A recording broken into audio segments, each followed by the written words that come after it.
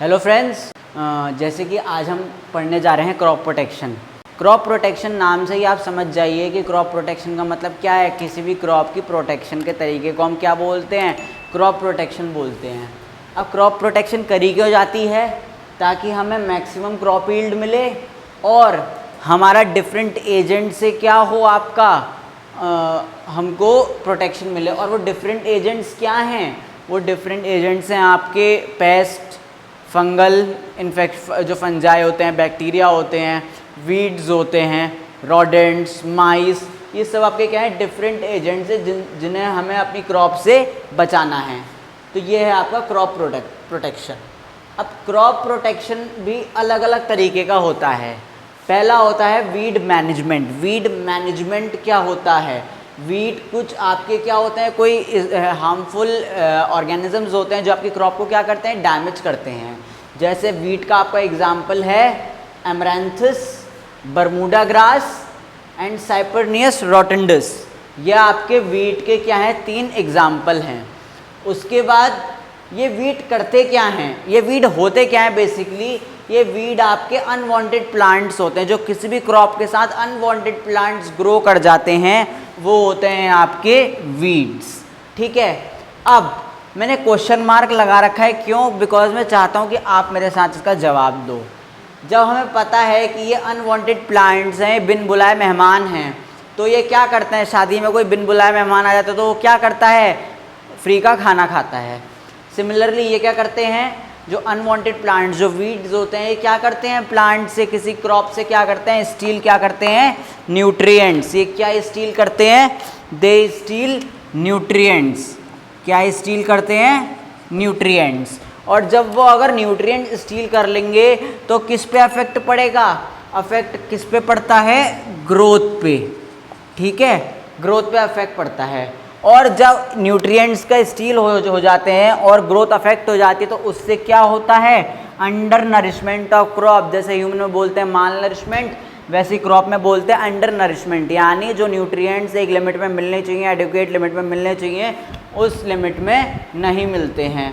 तो ये है आपके वीड्स। ठीक है, अब वीड्स के रिमूवल को प्रोसेस को क्या बोलते हैं, वीडिंग बोलते हैं। वीडिंग भी आपकी अलग अलग तरीके की होती है। पहले होती है स्प्रेइंग, जिसमें हम स्प्रे करते हैं। सेकंड मैनुअल प्लकिंग, यानी जो मैनुअली, जो हम हाथ से खुद हम वीड रिमूव करते हैं, उसको बोलते हैं मैनुअल प्लकिंग। उसके बाद अब हम वीड्स का क्या करते हैं, रिमूवल करते हैं, किससे, bye travel and harrow.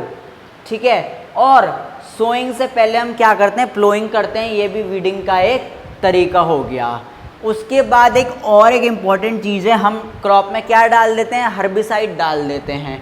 Herbicide करता क्या है, किसी भी प्लांट में वीड की ग्रोथ को कंट्रोल करता है, सॉइल इरोजन को रोकता है, जो लेयर्स होती हैं सॉइल की अगर हिल जाती हैं, सॉइल इरोजन हो जाता है जिससे सॉइल की क्वालिटी ख़राब हो जाती है, उसको प्रिवेंट करता है। और जो वाटर लॉस नहीं होना चाहिए, उस वाटर लॉस को भी क्या करता है, रोकता है। तो ये आपके 4 तरीके, प्लस हर्बिसाइड, प्लस आपका हर्बिसाइड होता है जो इम्पोर्टेंट रोल प्ले करता है आपका वीडिंग होने में, ताकि वीड्स का रिमूवल हो सके।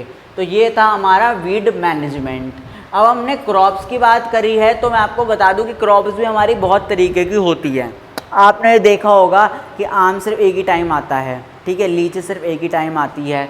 ठीक है, तो क्यों, क्योंकि क्रॉप्स कुछ होती हैं, क्रॉप्स आपकी 4 तरीके की होती हैं। वैसे तो मेन 3 हैं, मगर 2 और हमने बाइफोकेट इसलिए कर दिए क्योंकि हम from the monetary point of view भी हम देख रहे हैं, तो उस हिसाब से मैंने क्लासिफिकेशन इनटू 5 टाइप्स कर रखी है। पहली क्लासिफिकेशन है, क्रॉप होती है पहली टाइप की खरीफ क्रॉप। जो क्रॉप आपकी जून और अक्टूबर के बीच में ग्रो होती है उसे बोलते हैं खरीफ क्रॉप्स, यानी रेनी सीजन में जो क्रॉप ग्रो होती है उससे हम खरीफ क्रॉप बोलते हैं। यानी आपकी वीट, पैडी और मेज़, ये सब क्या हैं, आपकी खरीफ क्रॉप्स हैं। देन आपके रबी क्रॉप्स, रबी क्रॉप्स आपके क्या होते हैं, जो विंटर सीजन यानी नवंबर और दिसंबर के बीच में जो क्रॉप्स ग्रो होती हैं वो होती हैं रबी क्रॉप्स। थर्ड होती हैं जेड क्रॉप्स, जो आपकी समर सीजन के दौरान ग्रो होती हैं, for example cucumber and watermelon. Fourth होती है हॉर्टिकल्चरल क्रॉप्स। हॉर्टिकल्चरल क्रॉप्स क्या होती हैं, वो क्रॉप्स जो आप फॉर कंजप्शन और उसमें वो इतने ज़्यादा आप अफोर्ड कर सकते हो, that are said to be horticultural crops जैसे vegetables, nuts and fruits. Last आपकी कमर्शियल, इसको हम मॉनेटरी क्रॉप भी बोलते हैं क्योंकि ये किस लिए ग्रो करी जाती हैं, from the monetary point of view कि पैसा कमा पाएंगे, इस पॉइंट ऑफ व्यू से इन्हें ग्रो करा जाता है। Sunflower, groundnut, olive and mustard, आप सनफ्लावर ऑयल भी यूज़ करते हो, आप ऑलिव ऑयल, मस्टर्ड ऑयल सब यूज़ करते हो। आपको पता है कितने एक्सपेंसिव है, 195 टू 125 का एक पैकेट आता है। Why? Because they are grown from the monetary point of view, इनको इस हिसाब से देखा गया है कि इससे थोड़ी कमाई हो पाए। तो ये हैं आपकी 4 तरीके की क्रॉप्स।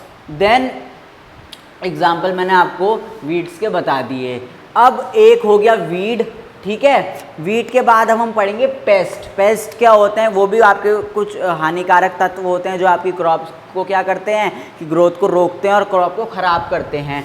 पेस्ट और इंसेक्ट क्या करते हैं, damage crops, they damage the crops. और ग्लोबली, ये मैं आपको ग्लोबली रेशियो बता रहा हूँ कि अगर वर्ल्ड वाइड या अगर हम ग्लोबली देखें तो 20 से 30% लॉस हर साल होता है due to these insects and pest. ये करते क्या हैं, ये लार्ज पोर्शन ऑफ ग्रेन्स खा लेते हैं जिस वजह से क्रॉप की आउटपुट रिड्यूस होती है।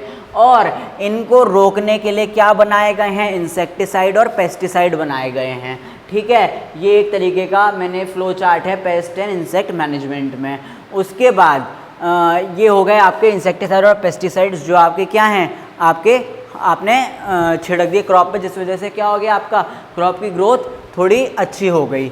उसके बाद आफ्टर कल्टीवेशन, कल्टीवेशन के बाद भी एक तरीके का क्रॉप प्रोटेक्शन होता है। इसका मैं आपको तरीका बताऊंगा। एक बार अगर कल्टीवेशन के बाद आपकी क्रॉप ने मैच्योरिटी एज में आ गई, यानी अब वो पूरी तरीके से रेडी है उसको कटने के लिए, ठीक है, तो उसको क्या ज़रूरत पड़ती है, हार्वेस्टिंग की ज़रूरत पड़ती है, ठीक है। और हार्वेस्टिंग क्या है, हार्वेस्टिंग आपका तरीका है पहले काटना और उसके बाद जितनी मैच्योर्ड क्रॉप्स हैं उनको गैदरिंग करने के तरीके को क्या बोलते हैं, हार्वेस्टिंग बोलते हैं। हार्वेस्टिंग के भी 2 तरीके होते हैं, थ्रेशिंग और विनोइंग। थ्रेशिंग क्या होता है, आपके ग्रेन्स को हम जब पॉड से सेपरेट करते हैं तो उसको बोलते हैं थ्रेशिंग, और जब हम ग्रेन्स को शेफ के साथ हम सेपरेट करते हैं उसको बोलते हैं विनोइंग, ठीक है। इंडिया में हार्वेस्टिंग 99% मैनुअली करी जाती है, मतलब फार्मर्स प्रेफर करते हैं कि खुद से हार्वेस्टिंग करें।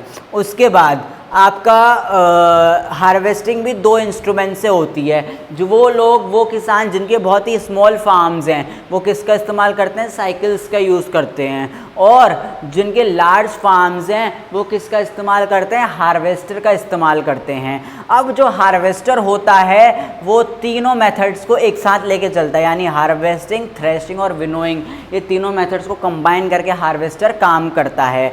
तो ये था आपका हार्वेस्टिंग के 2 तरीके। क्या तरीके हो सकते हैं कि हम छोटे स्मॉल्स में हम क्या इम्प्लीमेंट करते हैं, बड़े फार्म्स में हम क्या इम्प्लीमेंट करते हैं। अब हमने एक बार ये पढ़ा था पेस्टिसाइड्स, ठीक है। अब ये पेस्टिसाइड क्या होता है कि पेस्टिसाइड्स की किलिंग को क्या बोलते हैं, फ्यूमिगेशन बोलते हैं। फ्यूमिगेशन में क्या होता है, जो फ्यूम्स होते हैं वो रिलीज़ कर दिए जाते हैं बड़े बड़े गोडाउन्स में, जिनके बड़े बड़े गोडाउन्स होंगे वहाँ पे फ्यूमिगेशन करा जाता है। उसके बाद ये तो हमने पढ़ लिए फ़ायदे पेस्टिसाइड्स के, इंसेक्टिसाइड्स के अलग अलग होते हैं। मान लीजिए आपकी क्रॉप्स को कोई माइस या रोडेंट्स ख़राब कर रहे हैं तो वहाँ पे क्या इस्तेमाल करते हैं, रोडेंटिसाइड इस्तेमाल करते हैं। कभी फंजाई ख़राब कर दे रहा है तो वहाँ फंगीसाइड्स यूज़ करते हैं। कहीं पे इंसेक्ट्स ख़राब कर दे रहे हैं तो वहाँ इंसेक्टिसाइड यूज़ करते हैं। कहीं पे वीड्स चीज़ें ख़राब करती हैं, क्रॉप्स ख़राब करती हैं तो वहाँ वीडिसाइड इस्तेमाल करते हैं। इन सब का छिड़काव करा जाता है ताकि आपकी क्रॉप का क्या हो सके, ग्रोथ अच्छी हो सके। मगर ऑन द कॉन्ट्ररी अगर हम देखें, अगर किसी चीज़ की एडवांटेज है तो उसकी डिसएडवांटेजेस भी हैं।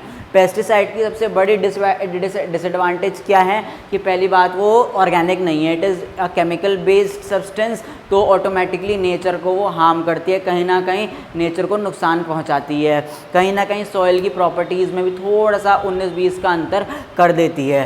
तो ये है टोटल क्रॉप प्रोटेक्शन, ठीक है।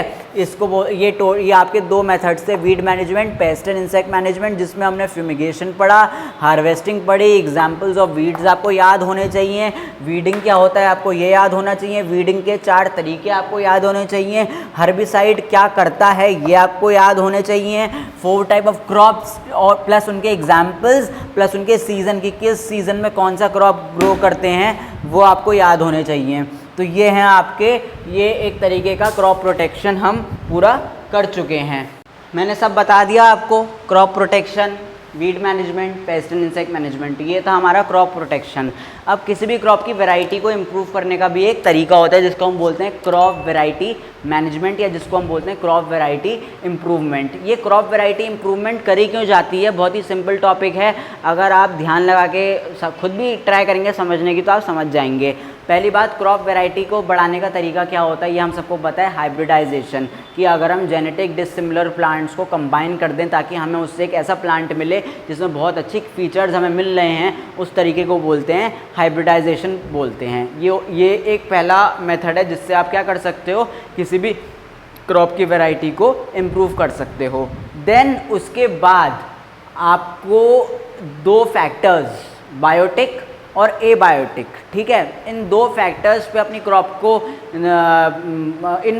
ये दो मापदंड समझ लीजिए जिन पे आपको अपनी क्रॉप को थोड़ा देखना होता है कि मेरी जो नई क्रॉप है, जो जेनेटिक डिसिमिलर से एक हाइब्रिड जो मेरी क्रॉप आई है, वो एबायोटिक और बायोटिक प्रोमिनेंट है या नहीं है।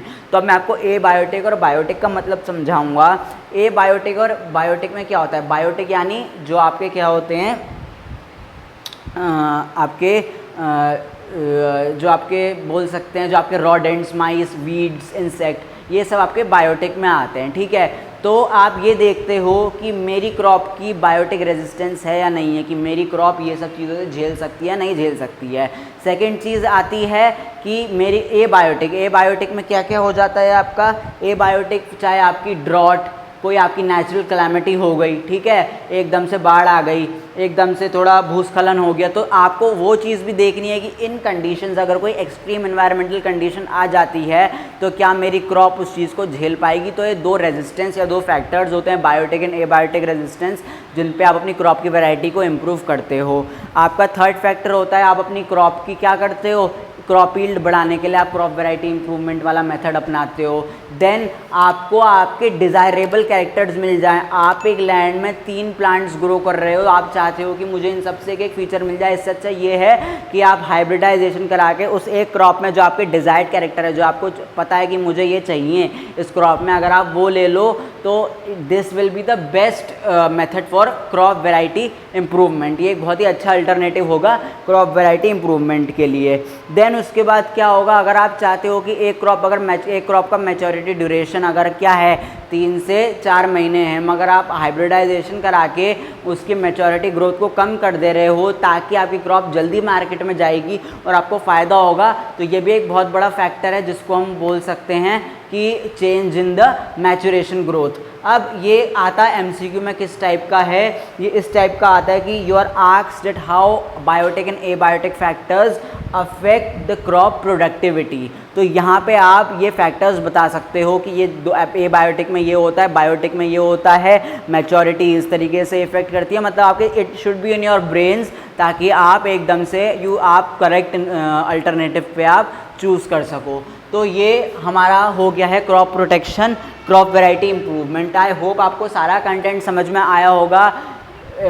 फिर से आप इस वीडियो में आपको सजेस्ट करूँगा कि आप ये वीडियो पॉज कर करके देखें, क्योंकि इसमें बहुत चीज़ें एनालिटिकल भी हैं और रीजनिंग वाली भी हैं जो आपको खुद समझने की ज़रूरत है। फ्लो चार्ट में बनाता ही इसलिए हूँ ताकि आपको कंटेंट बहुत अच्छे से समझ में आ जाए, बट आपको भी अपना थोड़ा दिमाग लगाना पड़ेगा while you are seeing the video, क्योंकि देखना ही ज़रूरी नहीं है, देखते देखते समझना भी ज़रूरी है। तो आप ये पॉसिबल कोशिश करिएगा कि आप इस वीडियो को थोड़ा पॉज करके देखें, क्योंकि इससे आपके MCQs बहुत निकल सकते हैं, न्यूमरस अमाउंट ऑफ MCQs निकल सकते हैं। आई होप आपको ये कंटेंट पसंद आया होगा। Thank you for watching us.